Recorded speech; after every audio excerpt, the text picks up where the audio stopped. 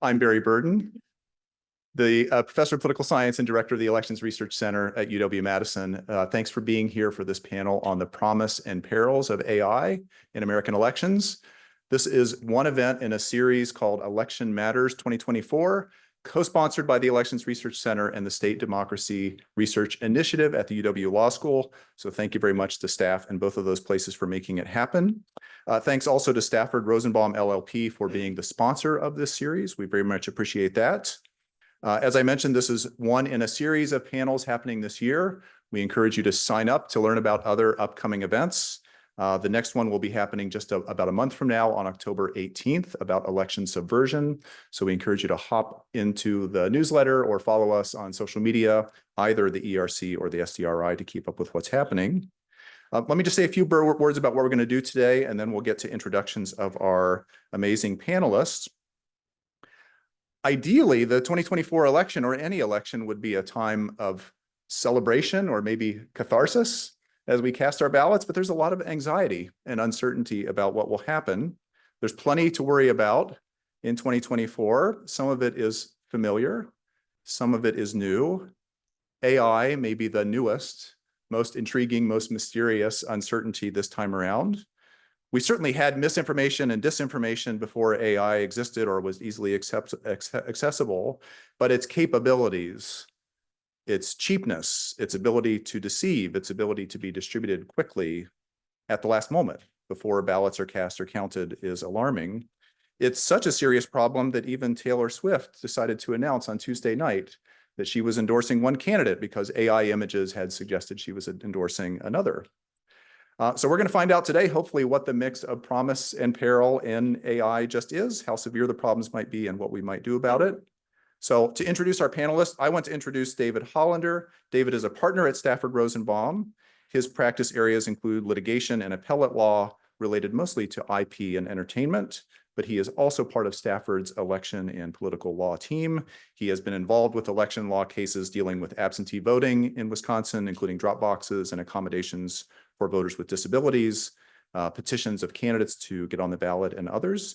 He's also an adjunct instructor at UW Law School, where he earned his JD. David. Thank you, Barry. Thanks for that introduction. Stafford Rosenbaum is a full-service law firm in Madison and Wisconsin. It's a real honor to sponsor this series and be a part of this on an ongoing basis, and we're very excited for today's panel on something that is, of course, very timely. And something that, as somebody who thinks a lot about this topic, about elections, this is something that really gives me a lot of pause and concern. I'm sure some of that's very justified. Some of it, I think, is fear of the unknown, and I'm looking forward to there being a little less unknown today. Our first panelist is Craig Holman. Craig serves as Public Citizens Capitol Hill lobbyist on ethics, lobbying, and campaign finance rules. Craig is an expert on campaign finance reform, government ethics, lobbying practices, and the impact of money in politics. Craig previously was senior policy analyst at the Brennan Center for Justice. Craig has assisted in drafting campaign finance reform legislation in the United States and in Europe, and has conducted numerous research projects on the initiative process and the impact of money in politics. He's authored and co-authored several studies on campaign finance. Our next panelist is Claire Leibowitz. Claire Leibowitz is head of AI and Media Integrity Program at the Partnership on AI. That's a global multi-stakeholder nonprofit focused on responsible artificial intelligence. Under Claire's leadership, the AI and Media Integrity team creates best practices for the development and deployment of AI technologies that impact digital media and online information. Claire's also a doctoral candidate at Oxford, where she's published and presented her academic work throughout her career in disciplines ranging from design to computer science to misinformation to neuroscience. Her current work focuses on investigating how new visual technologies influence belief in the truthfulness of visual information and the authenticity of visual experiences. Our next panelist is Alexandra Lindsay. Alexandra Lindsay is co-author of AI Political Pulse, which is a newsletter dedicated to the politics and policy of artificial intelligence. She's the chair of the board at Close the Gap California, a nonprofit that works to recruit women to run for the California state legislature. She formerly served as head of product and operations at Tech for Campaigns, a nonprofit focused on bringing advanced digital marketing and data science into politics. And our final panelist is Lawrence Norden. Lawrence Norden is vice president of the Elections and Government Program at the Brennan Center for Justice, where he leads the center's work in a variety of areas. Those areas include its efforts to bring balance to campaign funding and break down barriers that keep Americans from participating in politics, ensuring U.S. election infrastructure is secure and accessible to every voter, and protecting elections from disinformation and foreign influence. His work has been featured in media outlets across the country, and he's the lead author of the book, The Machinery of Democracy, Protecting Elections in the Electronic World. And he's a contributing author to Defending Democracies, Combating Foreign Interference in the Digital Age. With that, please join me in welcoming all of our panelists.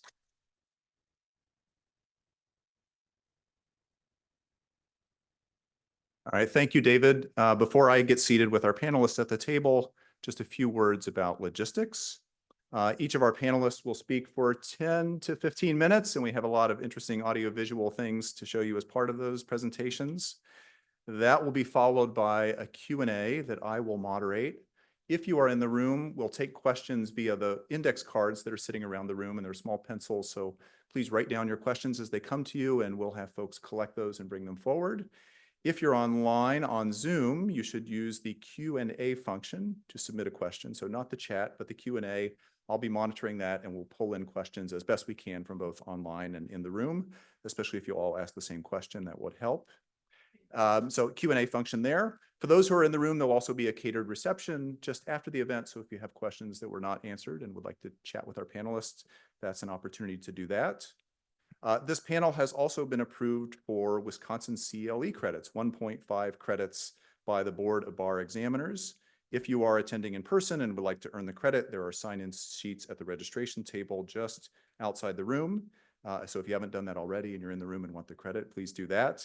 If you're attending virtually, stay online and listen for a passcode to be given by me at just after 4 p.m. Central Time. There will be a link provided in the Zoom to a Google form where you will enter that passcode by 5 p.m. Central Time in order to get the credit for attending online. So we are going to mix up the order just a little bit from the introductions. I hope that will work well. We're going to start with Claire, then Larry, then Craig to Alex. So Claire, the floor is yours. Test the mic. Can you hear me? Great. So thank you for having me. I'm so heartened to be here with this group. And I'm not just on the precipice of a high stakes election in the form of Harris and Trump, but I hear tomorrow there's a high stakes matchup between Wisconsin and Alabama, but AI has not yet touched football, so we will focus. So as Barry said, my name is Claire Leibowitz, and I lead the AI and Media Integrity Program at the Partnership on AI. So a slightly different perspective than the other folks on the panel, and I've worked there since the organization's inception. And I've worked kind of on these challenges and opportunities related to AI, media, and democracy for over a decade. And while I have a cognitive science and computer science background, I'm very interested in two aspects of the AI and elections challenge. One, how people are actually being impacted by these threats to trust and truth, but also the institutions who are really affecting that impact in the first place. And our origin story as an institution, I think, speaks to how we do our work with these people. PAI was founded in 2016 by the heads of AI research at some of the largest technology companies, so Facebook, Apple, Amazon, DeepMind, IBM, Microsoft, and Google, based on this recognition that the challenges AI is posing to societal dynamics like democracy and privacy and even labor well-being really warrant cross-sector collaboration. So we quickly grew to a global partnership of over 100 institutions that range from OpenAI to the ACLU to the BBC, Creative Commons, and many others. And it's this kind of mosaic of institutions that makes our work and our aperture particularly interesting, and also our work so important. Because on the one hand, when we think about AI and democracy, we're thinking about social values and what it even means philosophically to have a healthy information environment, as many tout in the AI age, but also how we transpose those ideas into technology itself. What does that mean for how we design software, develop products, and create tools that may enable flourishing on the one hand, but might also degrade trust? I want to foreground a key point in my remarks, which is that technology companies have outsized influence over how this technology will have downstream impact on the people engaging in democracy, and offer a few interventions for how we make sense of that. Several pieces of PAI work are going to inform my remarks and help me foreground that. We've been helping figure out how to create technologies that help us verify if content is authentic or not. We've been catalyzing conversations on actually baking in transparency signals to the web based on how human beings make sense of interpreting content, and even helped throw a wrench in many of the technology companies' supposed panacea for fake material by saying that they can just detect it ad hoc. We've commented to the FEC recently on their rulemaking process, hosted a wonderful election convening. We featured the Brennan Center, but also Google, Microsoft, and the Associated Press.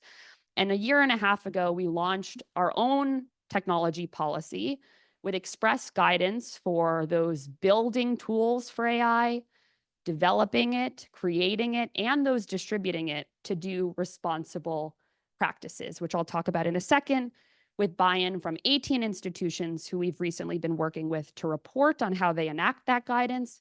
And we recognize that voluntary guidance won't ultimately change behavior by technology companies, but could inform policymaking. So there are three main points I want to offer. The first punctuates something that Barry said, which is that, of course, manipulating public opinion with false material is not a new phenomenon. People love to tell me that this is not new, and I largely agree. But it is this cheapness, this pace, this volume, this personalization that requires us to pay attention.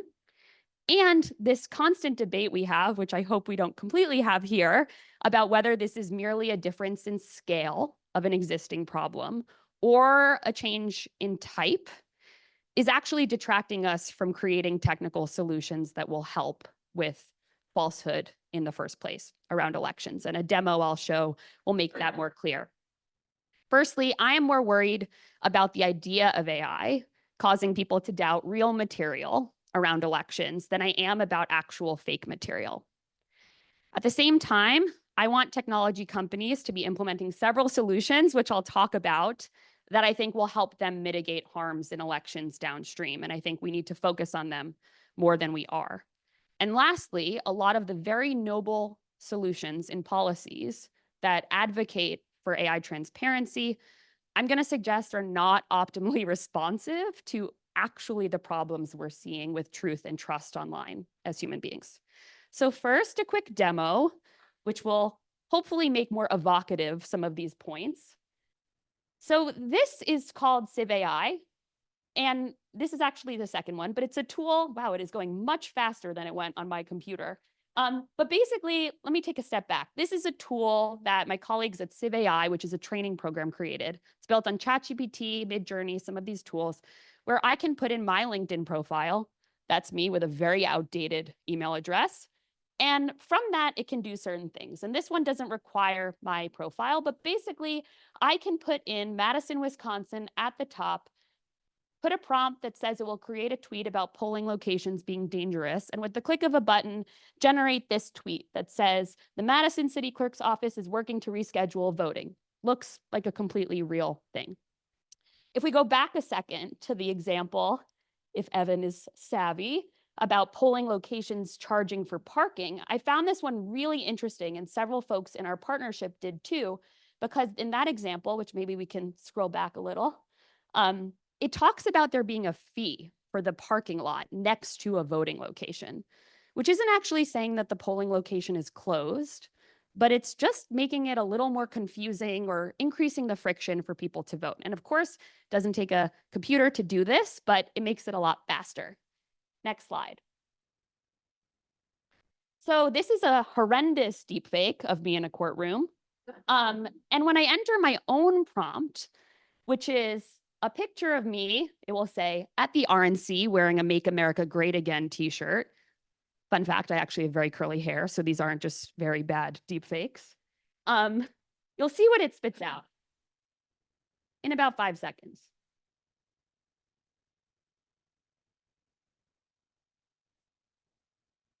So there I am. Clearly my t-shirt has misspellings, not unlike a Trump tweet.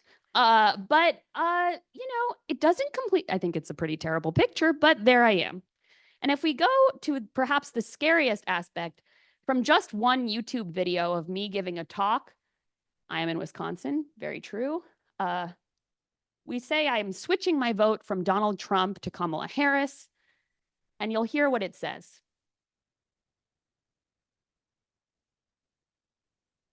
I am voting for Harris now. I changed my mind. So there's some weird vocal inflection, but we've done a few more of these where it really sounds like me, even to my parents or my friends. And we can skip forward. So clearly this shows it's more evocative when you see me placed in that context. And this is just by pulling from technology companies. So this brings me to my worry. I'm less worried about examples like this than the fact that someone will see a real video of a public official or me giving this talk and say, that's fake. That's not actually Claire Leibowitz. We saw this with Donald Trump saying that Kamala Harris's rallies were AI generated and the numbers were merely doctored by creating fake people. And there's this idea that media literacy will solve this problem. But I don't want you to look at this example, which on the one hand can make you more empowered to make sense of the content that's on the web, and also question everything you see. You can imagine, as an Elon University study said, with 78% of participants saying they believe AI will be used to affect the presidential election, that people may think real content from election officials, from others, is actually fake. So this fine line between literacy and skepticism to a degree that makes it so difficult is really important. So that brings me to my second point. Tech companies play an outsized role in the solutions for helping people understand this AI-infused world. Of course, election officials, journalists, others play a role, but we need to have way more intervention on the part of the upstream model developers who make the technologies that make this possible in order for our solutions to work. The same tools, of course, that can be used to satirize Biden, which we want to preserve as an expressive right, can also be used to do these types of things. So how do we make it harder to maliciously use this material?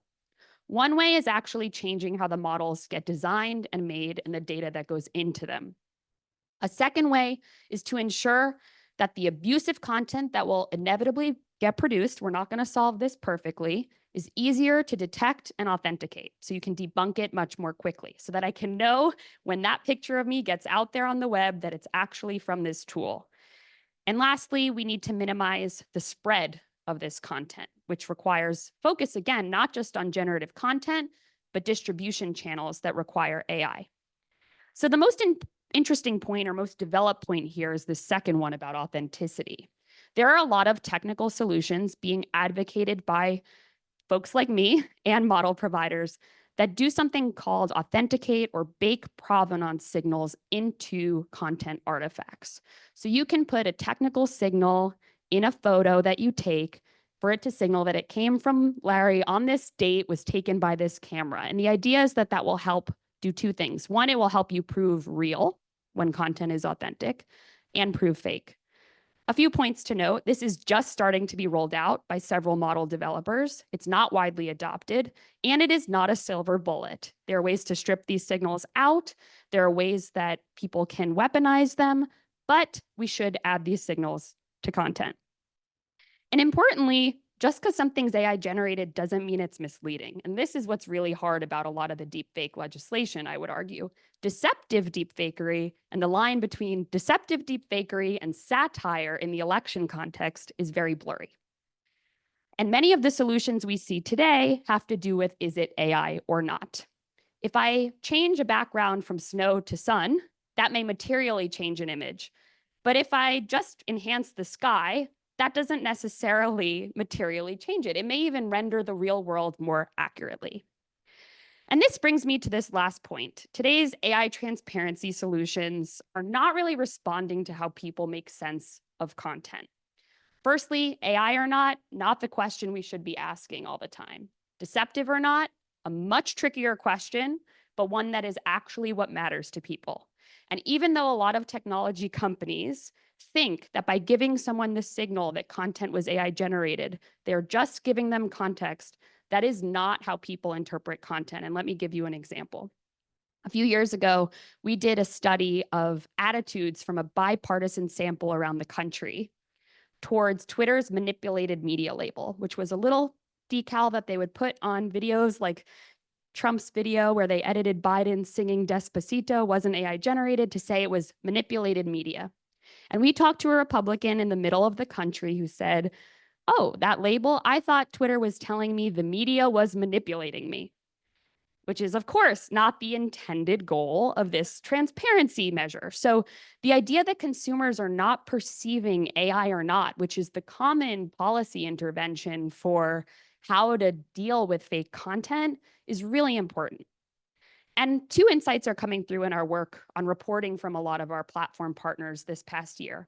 One is, even though they kind of know that these AI labels don't work, they all want to overlabel rather than underlabel in the election year. Benevolently, that could be because they want to help people.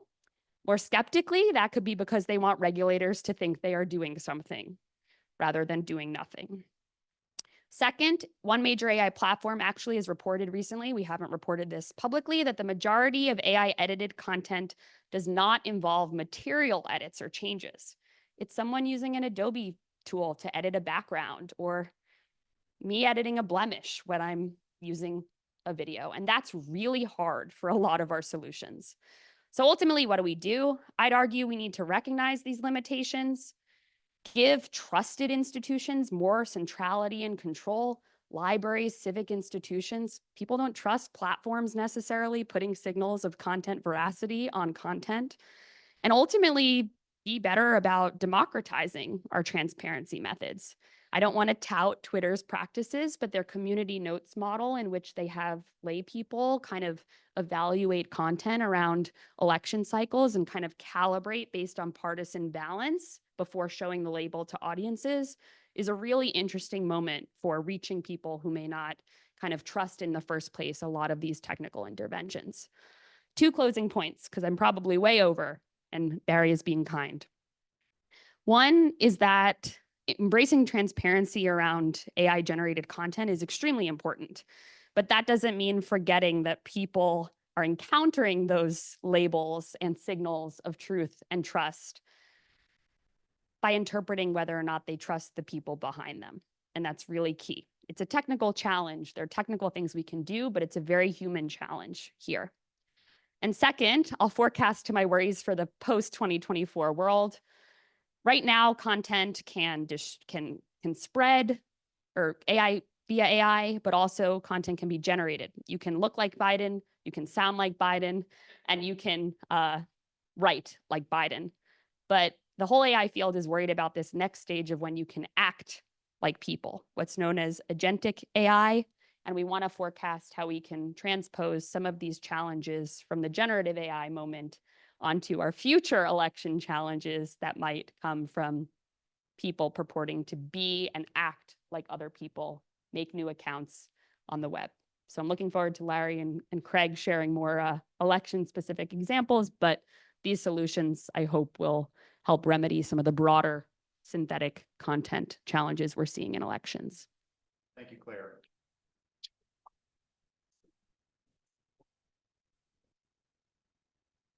Larry Norden. Is this on? This is on? Yeah. Okay, great. So I also want to give my thanks for being invited to this panel, Barry, and it's particularly nice. I've worked with both Claire and Craig for some time, so very nice to be at the table with them. So I'm gonna just give a little background on how the Brennan Center got involved with what I'm about to talk about, which is so as Barry said, I'm sorry, not Barry, in the earlier introduction about the Brennan Center, my team does a lot of work with on election issues, with election officials, around election technology. A couple of years ago, one of my staff members, this was before that Chat GPT launch that kind of set everybody into a panic about what AI was going to do to us, said, I'm looking at all these AI tools and this is going to have an impact on our elections. And none of us really knew anything about AI. So we decided to partner with some folks at Georgetown, the Center for Security and Emerging Technology, which had a lot of AI expertise, and bring our elections expertise and kind of just game out the ways that AI could impact our elections, our democracy. One of the pieces that we worked on was around AI and election security. We wrote an article on that. And after completing that article, I said to some colleagues, we really need to be working with our election official partners on this for them to understand what might be coming. So that led to us with a couple of other organizations, the Elections Group, the Institute for the Future, conducting tabletop exercises with election officials and others to examine the ways in which AI could impact elections operations. I know for those who don't know, tabletop exercises are basically simulations and role playing where you provide, you have people play roles, election officials play election officials. You go through a period of time before election day, and you give them scenarios and see how they react. That's a simplified version of what it is anyway.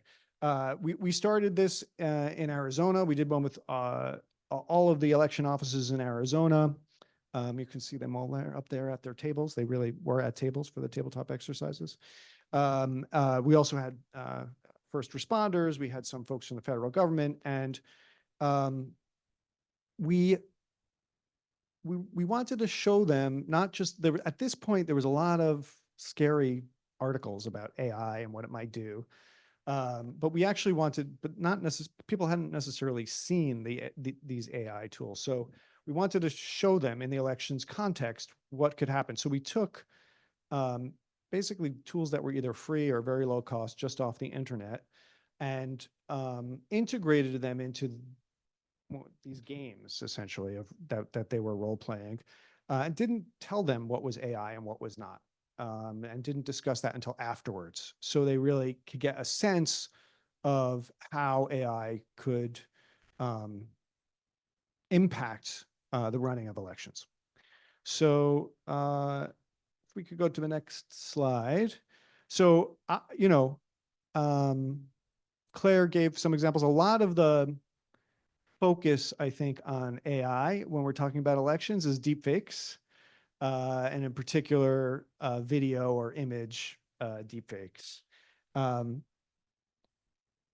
actuality, where if you think about things that have broken through in terms of AI, how AI has impacted elections, a lot of it's been about audio, not about video, which I think is more interesting. The video, these deepfake videos can be very cool and fun to look at, but if you think about the Biden robocall fooling people, I think audio is at this point more sophisticated. In the Czech Republic, in Slovakia, excuse me, right before Election Day, there was an audio file that went viral on social media of one of the candidates saying both that he was going to raise taxes on beer, which was very unpopular in Slovakia, but also that he was, he had a plot to like rig the election. And in both cases, those were pretty convincing sounding. A lot of the video is not, at this point, not so convincing. But we weren't just focused on,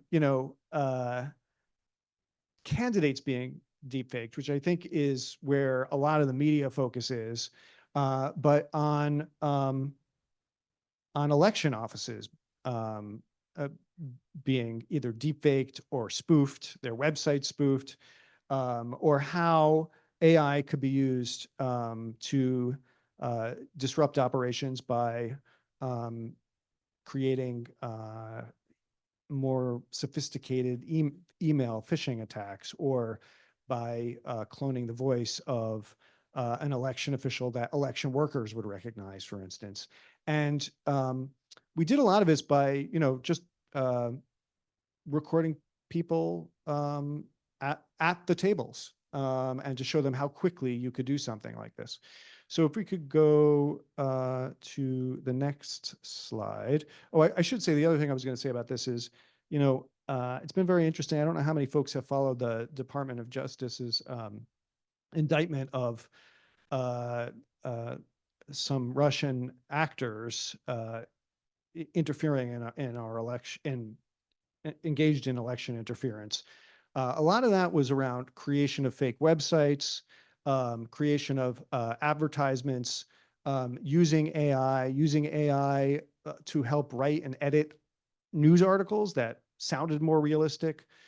So again, not as much focus on that stuff, but in fact, I think that these are the ways that we might expect in this election that we'll see a little, and in future elections, some more of this kind of stuff. So yeah, so here, these are the categories. As I said, a lot of focus on misleading the public right now. And when we're talking about what AI could do, and that's certainly understandable,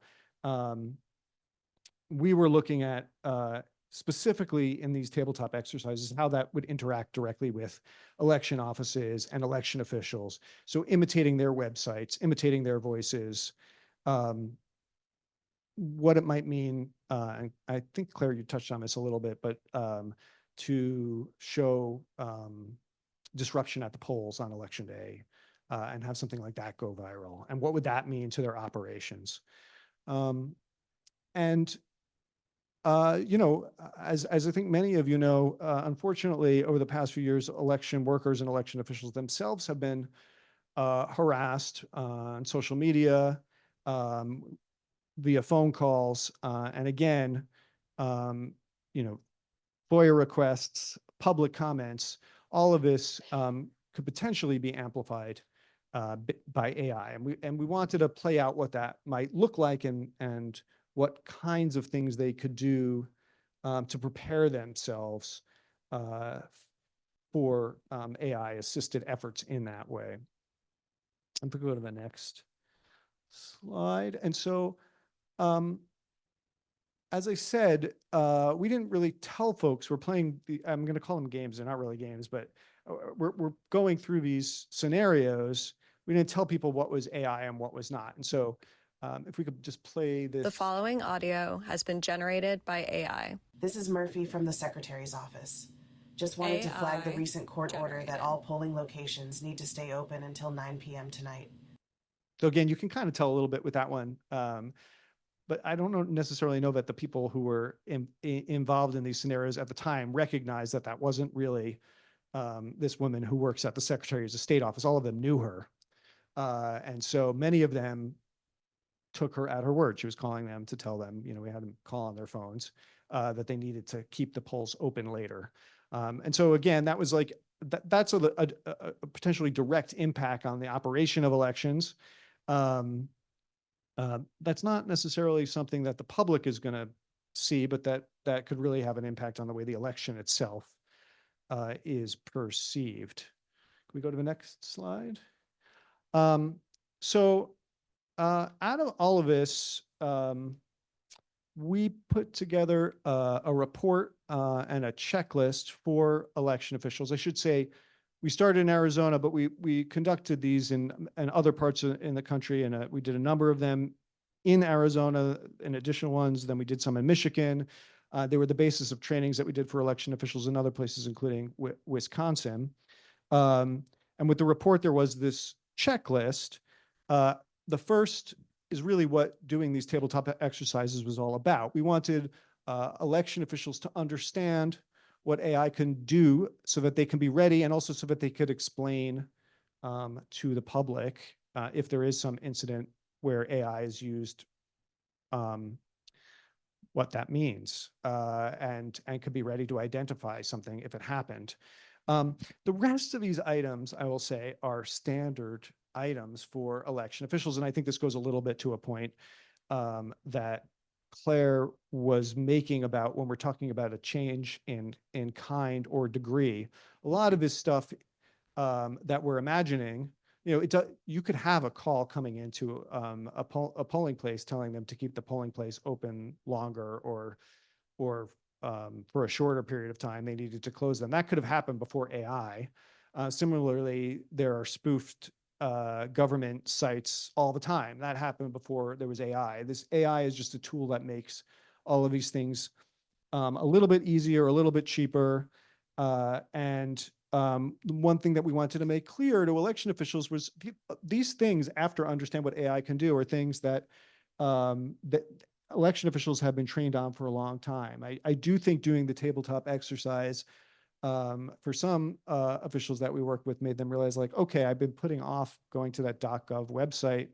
I really need to do that now, because I don't want somebody creating a fake website and directing voters to the wrong polling places. But I also think that, my sense is having this kind of a checklist from talking to election officials in some ways has been reassuring, as a reminder that they actually have a lot of the tools that they need to be prepared for this election, on the chance that bad actors attempt to use AI to disrupt the election. So next slide is that's the report. If people are curious, we go into way more detail in terms of the scenarios about like how AI could be used, and also what can be done to be prepared for that. And that's the website right there. Thank you, Larry.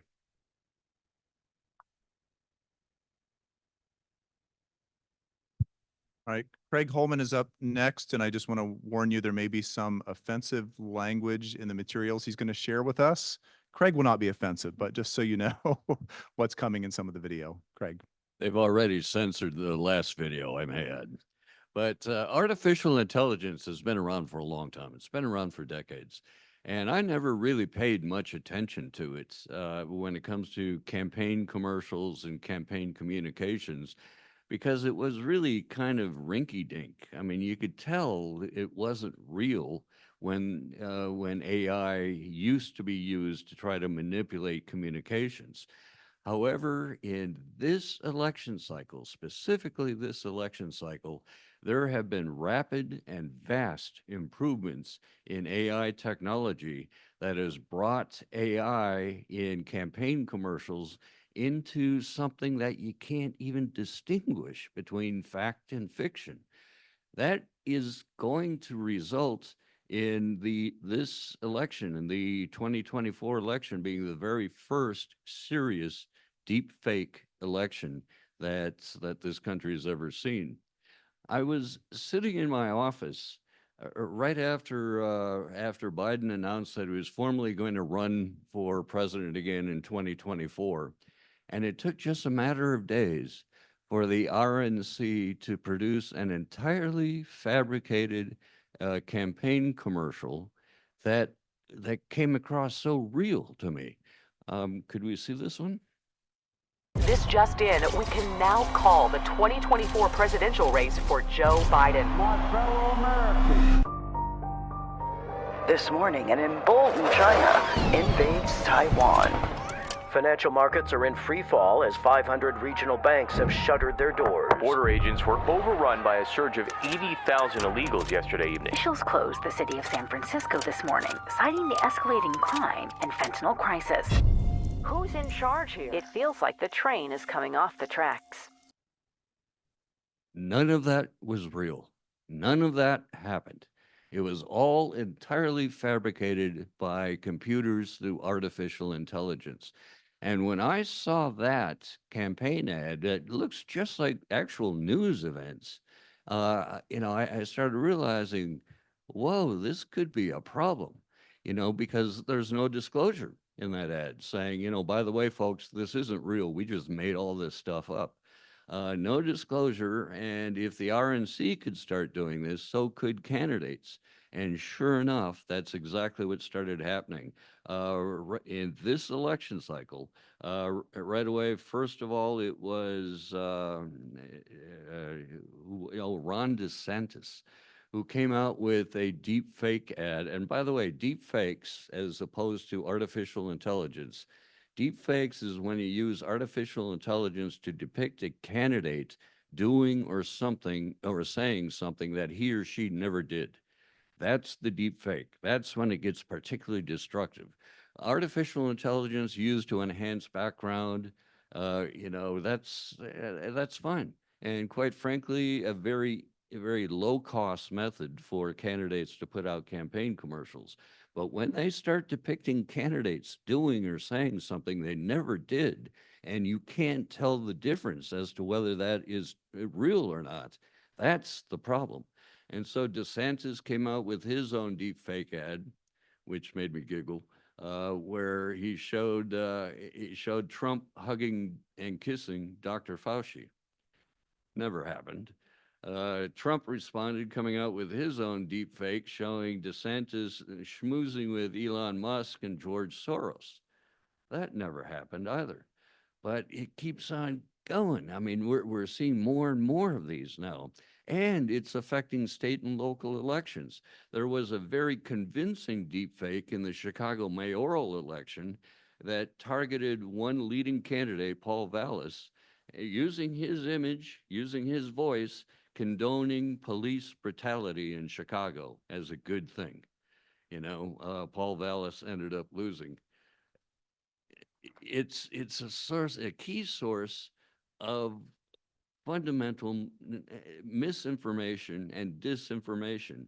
The underlying problem here is that Americans are now steadily losing confidence in elections. We saw that in the 2020 election with the insurrection on Capitol Hill, where, even though I suspect a lot of those insurrectionists were really just taking the chance to try to overthrow the government, I sincerely believe many of them really thought that the election was stolen, and they're out there trying to save American democracy. It means that Americans are losing confidence in elections, and that elections are manipulative, deceitful, dishonest. And if we start getting to the point where we doubt the merit of elections and election information, we are going to doubt usually not how we vote, but always how someone else votes. And if we can't believe in our electoral process, democracy will be in dire risk. And that's what I'm afraid is starting to happen. We're seeing this threat of deliberately deceptive deepfakes coming out across the board, and there's no disclosure. Our campaign finance laws don't require the sponsors to tell you this isn't real. And it looks and sounds real. It's very difficult to determine how effective these deepfakes are in influencing voters because we really haven't had any reliable database. This is a brand new phenomenon where it's becoming effective like this. But I have run into one brand new and a very useful database called the Political Deepfakes Incidents Database. It comes from the Center for Advancing Safety of Machine Intelligence, a project tied with Northwestern University. Could we see slide one? They have teams of coders that are mostly focused on social media, largely on Twitter, or what's called X now, and trying to monitor the Twitter accounts to determine deepfake tweets that are coming across there.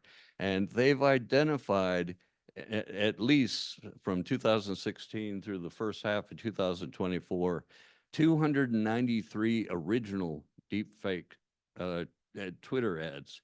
Now, these 293 get liked and reproduced and distributed all over hundreds of thousands of times.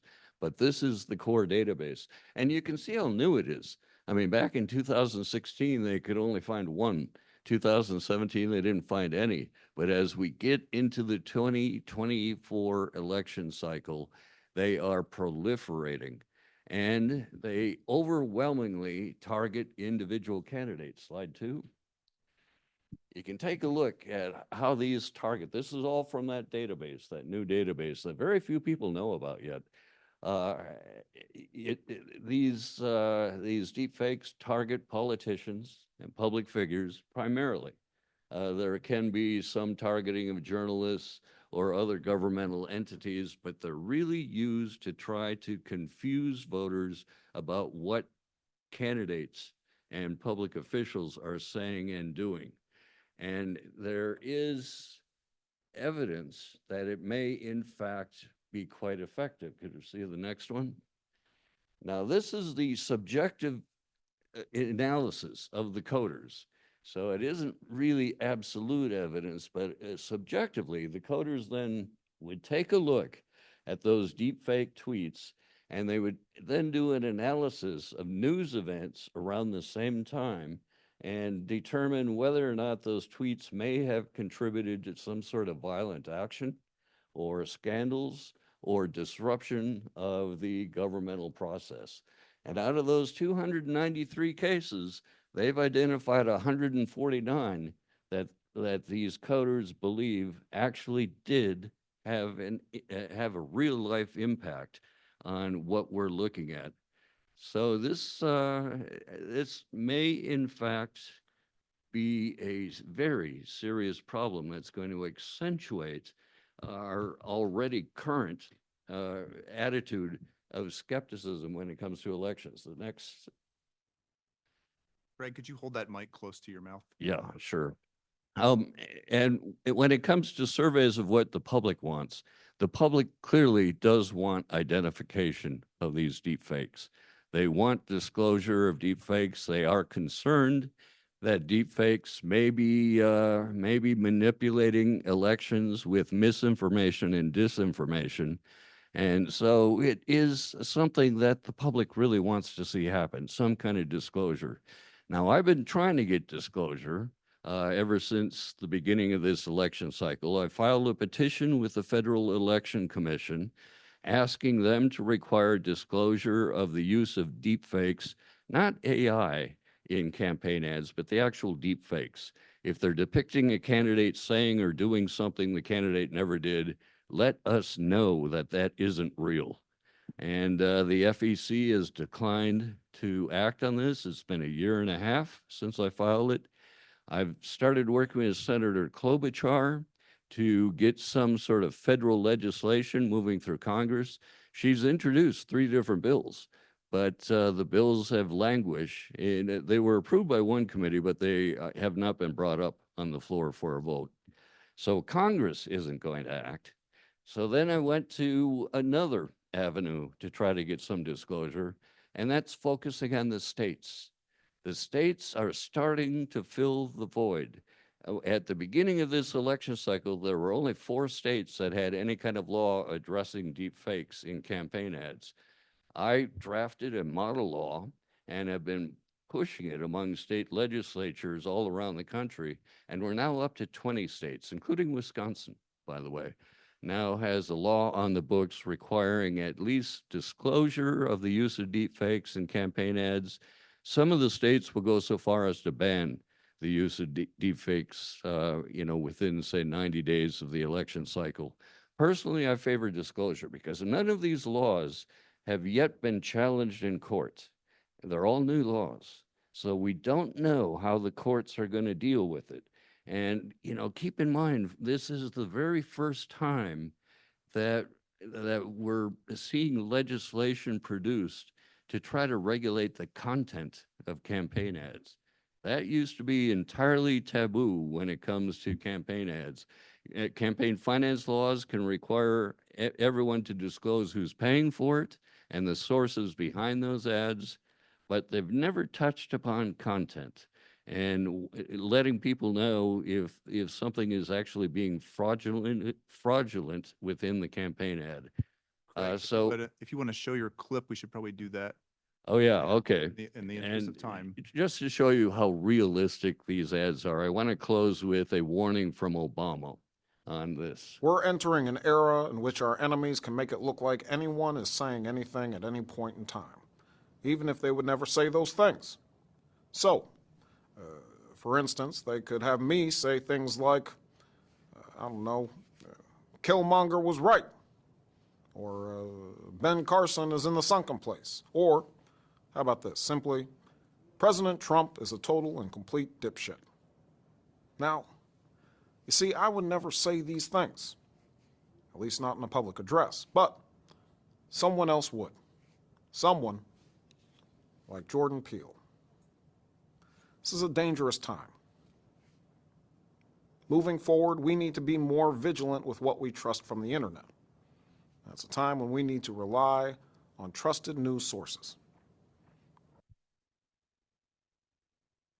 Deepfakes are qualitatively different when it comes to content of campaign ads. And so I believe it's perfectly reasonable to come out with our first regulatory system of requiring disclosure if a deepfake is entirely fabricated by computer technology. Thank you, Craig.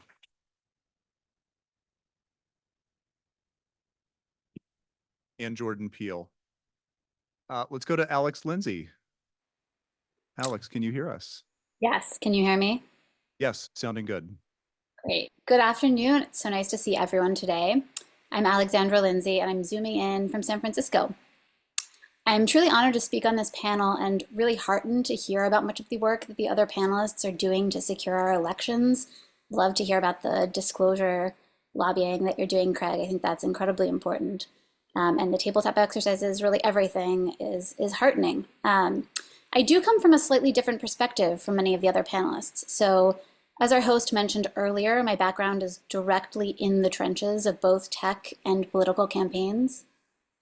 First, leading the development of data products at a technology company called OPower, in which we used old school or predictive artificial intelligence to analyze millions of households' energy consumption. And then later as the head of product and operations at Tech for Campaigns, where we worked directly or indirectly on hundreds of political campaigns, helping them get their technology up to snuff and do email marketing, advertising, data analysis work for them. Perhaps most relevant to today's discussion, I do write a newsletter about the intersection of artificial intelligence, politics, and policy, which you can find at AI Political Pulse on Substack. So you can probably tell that I'm interested in the interplay between these two domains, how technology can influence politics, which is what we're here to discuss today, and also what politicians and policymakers need to know and consider when it comes to new technologies, especially those as transformative as artificial intelligence. I'll perhaps play a bit of a devil's advocate role when it comes to thinking about the impact that video and image deepfakes will have on this year's election. And then I'll talk in more depth about audio deepfakes. I agree with Larry's assessment that audio deepfakes are a greater threat.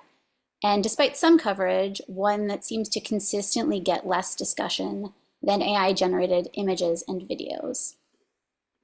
Despite fairly extreme warnings about the potential negative impacts of generative artificial intelligence on this year's election cycle, with less than 8 weeks to go until Election Day, many of these warnings seem perhaps a bit premature. And perhaps some of this is because of the work of our other panelists, so I do appreciate that. Much of the conversation, of course, as we've discussed today, has really been focused on generative AI, specifically synthetic video and images of candidates and other public figures. We have seen a number of high-profile global elections since these cutting-edge generative video and image tools have been available. And although there may be a bit of evidence that they have swayed certain elections, it doesn't seem overwhelmingly so. We also have seen some recent high-profile AI-generated imagery of public figures that has gotten lots of traction on social media and millions of eyeballs in just the last few weeks of this election cycle, but has arguably made little to no impact, or in one notable case, may have actually backfired. For example, Elon Musk's recent AI-generated image of Kamala Harris dressed in communist garb, in a nod to Trump referring to her as Comrade Kamala. It's highly unlikely that anyone viewing this AI-generated image thinks she's actually dressing up as a communist. And the output isn't particularly different from something that could be accomplished in Photoshop or even a realistic drawing. And as Claire brought up earlier, this is really more of an example of satire, not necessarily deceptive. Trump himself has also reposted false generated images of Taylor Swift and her fans, or Swifties, appearing to support his own presidential campaign. This was, in fact, intended to be deceptive, but we just saw this backfire in a spectacular way in what will perhaps turn out to be the most consequential example of AI influencing the presidential election, with Taylor Swift endorsing Harris for president and citing the faked images as part of the reason she felt compelled to speak out. It would be a mistake, however, to cast aside all worry as overreaction. While some of the worst predictions about deepfaked videos of candidates haven't come to pass yet, audio deepfakes may pose more of an acute threat.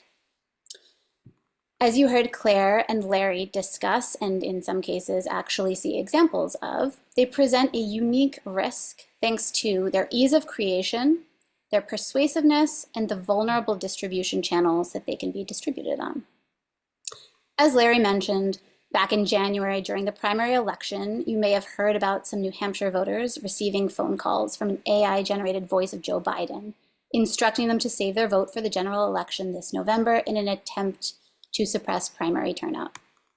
The mastermind behind this robocall has since not only been found out, but also hit with dozens of criminal charges and a $6 million fine by the FCC. Biden also handily won the primary, so it's unlikely this had much of an impact. However, deepfake audio presents a real threat, especially in races that are lower profile, in a closer election, and/or if deployed much closer to an election date. There are 4 reasons audio deepfakes present these unique challenges. The first is that audio deepfakes are easier and cheaper to create, more persuasive, and harder to control at generation time. Unlike convincing video deepfakes, generating audio doesn't require massive computing power and is therefore easier to create with free, low-cost, or open-source generative AI models. Some of these models even allow you to clone your voice in real time. So instead of recording something ahead of time, you can actively be speaking, sounding like someone else, and respond in real time, which is very different from video tools. I think I'll also slightly disagree with Larry that this is merely a matter of ease or scale, because voice cloning is uniquely persuasive and difficult to do with any other technology. The second reason they present a unique risk is because they're more difficult to detect. Since audio by nature lacks the visual information of video, it's more complicated for detection tools to distinguish between real and generated audio. For example, some deepfake image and video detection algorithms work by analyzing environmental noise signatures, which are not available for audio-only content. The third reason is that content provenance standards for audio are still in their infancy. And I'm really excited about the work that the C2PA is doing. Claire discussed some of these provenance standards that are used to authenticate non-synthetic content. The C2PA, which is a coalition of tech companies creating these technical standards to cryptographically log and display provenance information, they have been working on some initial audio standards, but they're more of an afterthought to a lot of the visual standards, like those that camera manufacturers can use to label photos taken on the device. And the fourth reason, so while that is extremely helpful, audio-only posts are also rare on social networks, so there's very little incentive for distribution platforms to care about building safeguards at this point. That may change. So while those things are necessary and helpful, they are not, as Claire mentioned, a silver bullet. And the fourth reason, and perhaps in some ways one of the most important, is that audio deepfakes can be distributed on more vulnerable channels, specifically through phone calls. There are more ways to monitor and remove deceptive generated content on distribution platforms like social media, especially when content provenance tools, like Claire discussed, are rolled out on a larger scale. However, even if social media companies ramp up detection and enforcement, audio deepfakes can be distributed via phone calls. Because voice calls are classified as a Title II telecommunications service versus Title I services like text messages and broadband, carriers cannot and do not listen in. This classification means that they cannot filter or block calls based on suspicious content, or even hypothetically AI audio watermarks. As you've seen, the FCC does have the ability to issue fines, trace the origin of bogus calls, and even shut down numbers, but these things take time to enact. So in real time, if someone is attempting to influence an election, perhaps hours before the polls close, as some of our other panelists mentioned, this is insufficient. We've also seen audio deepfakes influence elections elsewhere, as Larry mentioned, in the Slovakian parliamentary election. You can imagine how, even with low pickup rates from unknown numbers, I know a lot of us don't pick up phone calls from numbers that we don't know, a deepfake phone call the day before an election or the day of an election from a well-known public figure like the local mayor, telling people voting has been extended through Wednesday or sending them to a bogus polling place could be enough to move a handful of votes, tipping the race in a swing district. So on that hopeful note, I'm looking forward to continuing our discussion of how this may play out over the next few weeks and next election cycles. Thank you, Alex.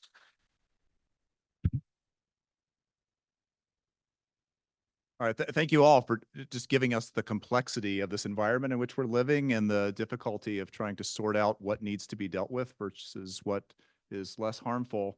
Before we get to questions, I just want to mention for those of you who are online and hoping to earn CLE credit, now is the time to enter that password to get credit.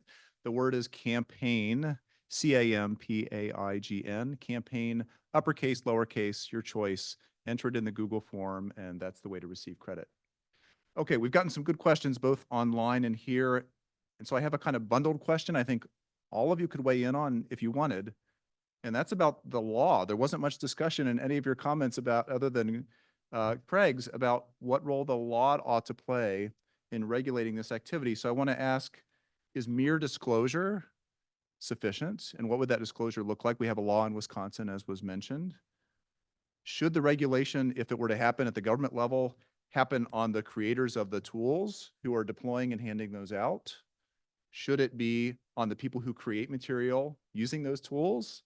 Should it be on the people who distribute the material that was created by the creators? This is a little like the early days of file sharing on Napster and so on. Who is responsible for the bad things that are happening? Or do we have existing laws and regulations on the books that the FEC or the FCC or other agencies could use? And how do we do all that without violating the First Amendment and violating positive uses of AI?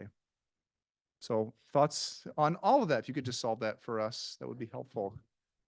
You want to start, Claire? Yeah, I'll be glad to start. I am very concerned about violating First Amendment free speech rights. And I'm also very concerned that the courts have always been, and fortunately have always been, very protective of First Amendment free speech rights. What I am arguing at this point is when we come to deep fakes, not AI, I want to focus on deep fakes, where candidates are being depicted saying or doing something they never did, that is qualitatively different. It's not even just a lie. It's not a fabrication. It's an outright deceptive deep fake. And I am arguing that these are unique in nature, and that those of us who have to view or listen to those types of deep fakes, we are entitled to be notified that this is not real. This is entirely fabricated. And just to repeat again, none of these laws have been tested yet in courts. So I don't know how the courts are going to end up dealing with this. That's why I really want to see these laws not so much banning deep fakes, although I can make an argument for that as well. I want to stick to disclosure, focused on deep fakes within a narrow window before the election. And I hope that can survive constitutional scrutiny. I'll focus, and then maybe you can handle the legal part on this question of, does disclosure work if we are assuming, and I agree with you that we should, as a minimum, say transparency, we need it when someone looks like they're saying something they didn't say or doing something they didn't do. But I'm interested in these examples. There's the one you showed. And then I think Eric Adams was deepfaking himself to speak different languages in New York to frankly build rapport with different immigrant communities. And we were having a discussion with our community about, like, should this be allowed in the first place? In theory, that some would say it's a positive use of the technology, as long as you know that he doesn't actually speak all the different dialects of, Bengali and all these other, these languages, that it's fine. And on the other hand, it provokes such a visceral response that we shouldn't be allowed to use it in the first place. So first, there's this question of the positive versus negative uses, and some people would say he shouldn't have to disclose. A second is how you disclose on different types of content matters, and how content travels matters. So if I have a video, or like your audio deepfake, that at the beginning says this is an AI generated image, but I just clip that out when I share it or record it on my phone without that disclosure, the disclosure is gone. So the way in which content travels and gets repurposed makes how we do disclosure matter. And I worry that, in the first place, we need to have it, but many of the conversations don't say, how do you disclose across different modalities? What information do people need? Because they're treating these signals as true false, as opposed to AI was used in this part of a video. And who should be delivering that message? And how do you make it resilient to manipulation and forgery? And that's kind of the next stage. So I've seen a lot of legislation that's not expressly focused on elections, but is about just disclosure of deep fakes, that does a really bad job of actually articulating what counts as a good disclosure and who's liable, and how that may vary at a technical level for, as Alex was talking about, audio versus video. And I'm really interested in how the courts do this and actually verify that content is in fact AI generated or not, because a lot of our tools for doing that are not perfect. So that shouldn't stifle us from actually acting, but I worry about how this will actually be, verified and actually bear out in practice. Well, I think to your last question, Claire, what Craig is suggesting is the court shouldn't have to determine that, right? Like the method that was used to create something that is untrue about a candidate shouldn't matter. It should matter that the video itself is deceptive. I do think, more generally on these questions, Craig, thanks in large part to all the lobbying Craig has done around the country. We've got 20 laws now. They're all different. The courts are going to help us, assuming that these laws get enforced. That's a whole other issue. But assuming that somebody brings actions under these laws, the courts are going to help us figure out what is permissible, what is not permissible. Some of these laws do go after not just a campaign that creates an ad, but somebody who, and I have questions about what will be allowed, what won't be allowed, but a user who then clips it and sends it out and takes out the disclosure, right? That user who's not part of a campaign may be liable under some of these laws. Anyway, it's going to be very interesting to see what happens. I certainly don't have the answers. I think there are additional things like watermarking. California, I think, is about to pass or did just pass, but maybe signed a bill that requires more, not just disclosure in the political context, but requires AI developers to ensure that anything that's created using their tools is watermarked.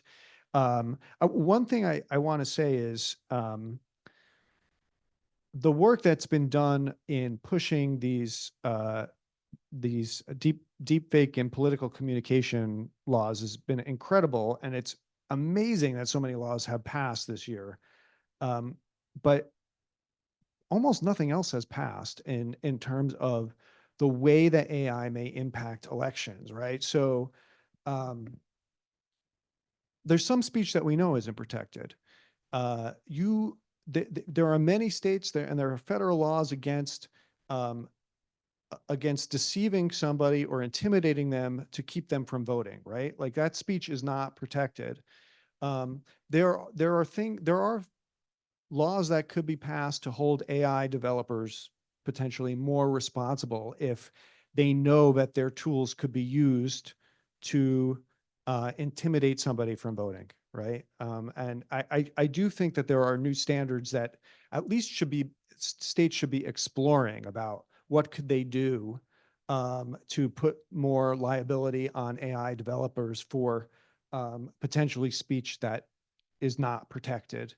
One of the things that we've been advocating for at the Brennan Center is more guidance for election officials on how to use AI. Like election offices are starting to use AI, like all offices are, right? Everybody's starting to use AI more.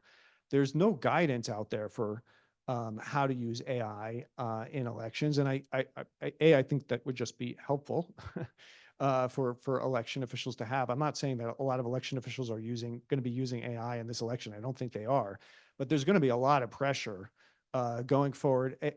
Election offices are under budgeted, underfunded. AI is a resource that could be used to save a lot of money, as it is in the private sector. One of the things we do a poll of election officials, and over 10% of them said they've already been contacted by vendors saying, we have AI tools for you to make your work easier, to save time. There should be some kind of guidance from states, maybe from the federal government about that, about how to use it. So I think there are a lot of areas where we should be looking at how the law can be helpful that we're not looking at right now when it comes to AI and elections. The last thing I'll say is some of this is just going to be time. Claire is right. We were working on a law in New York around disclosure for political communications about the use of AI or the use of manipulation of video.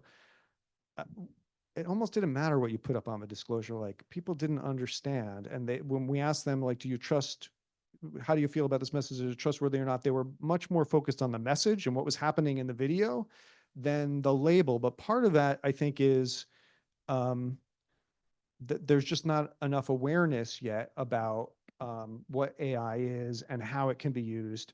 And there are there's additional learning for people as we have more tools that can help them authenticate things, and it becomes more part of their consciousness.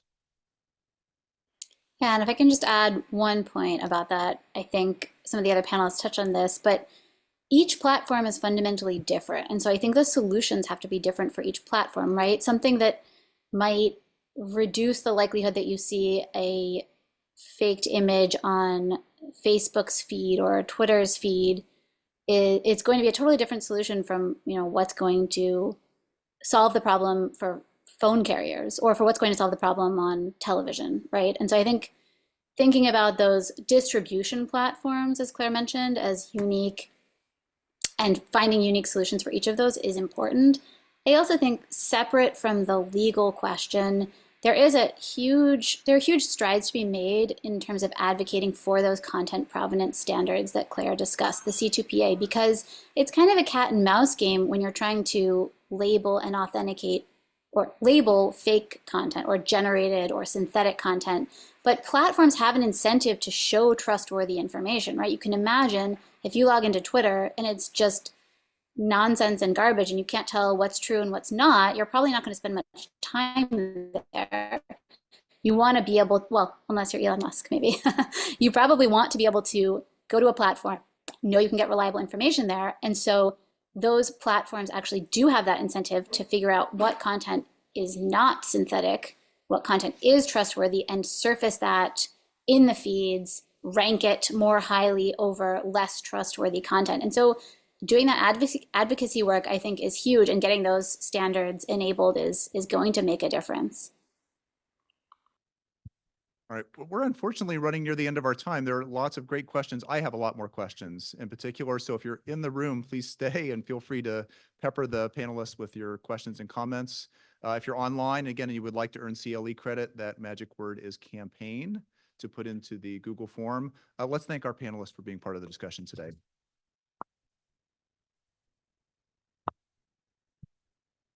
Thank you all, and we hope to see you at another event down the road.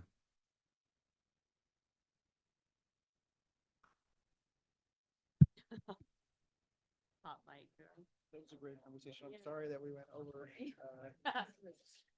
He's too kind to not. Yeah, reception